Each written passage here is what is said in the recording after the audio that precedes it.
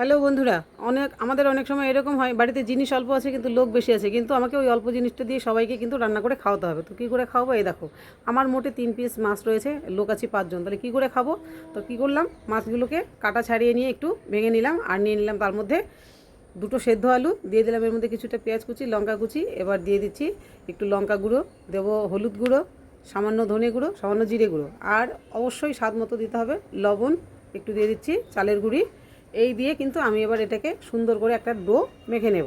যেহেতু যে বললাম অল্প জিনিস দিয়ে বেশি লোকের খাওয়া বানাতে হবে, তো এইভাবেই আমি মাঝে সাঝে করে থাকি। তো মাছগুলোকে আমি ভেজে নিয়েছিলাম, তারপরে দেখো চালের গুঁড়ি দিয়ে মেখে এরকম করে আমি সব টিকিয়া বা বড়ার আকারে তৈরি করে নিয়েছি। আর রান্নাটা করার জন্য মশলা বানাচ্ছি, টমেটো, লঙ্কা, আদা, রসুন, পেঁয়াজ একসাথে গ্রাইন্ড করে নিলাম। এদিকে কড়াতে তেল গরম হতে বসিয়ে দিয়েছি, বড়াগুলোকে আমি আস্তে আস্তে সুন্দর করে ভেজে নিই। দেখো বেশ লাল লাল করে ভেজে নিয়েছি, দেখতে এটা দারুণ। এটা এমনিও কিন্তু খাওয়া যাবে, স্ন্যাক্স হিসেবে যদি কেউ চাও খেতে পারো, চায়ের সাথে খুব ভালো লাগে। তো আমি তো আজকে ভাতের জন্যই করব। আমি বড়াগুলোকে সব সুন্দর করে লাল লাল করে ভেজে নিয়েছি। তো তোমরা দেখো, দেখেই বুঝতে পারছো বড়াগুলো কত সুন্দর হয়েছে দেখতে। তোমরা এইভাবে কিন্তু, যদি মানুষ বেশি থাকে, জিনিস অল্প থাকে, এইভাবে কিন্তু করে অবশ্যই খেয়ে দেখতে পারো কেমন লাগে।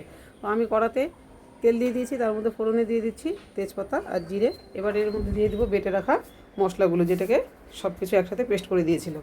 তো এটাকে কিছুক্ষণ কষিয়ে দিয়ে এবার এর মধ্যে হলুদ, লঙ্কা, ধনে গুঁড়ো, জিরে গুঁড়ো, যা যাবতীয় মশলা আছে একবারে দিয়ে সুন্দর করে পরিমাণ মতো লবণ দিয়ে অল্প চিনি দিয়ে কষিয়ে নাও।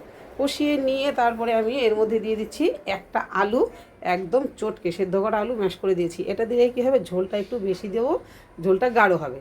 এবার ওটাকেও ভালো করে কষিয়ে নিয়ে আমি এর মধ্যে দিয়ে দিলাম পরিমাণ মতো গরম জল।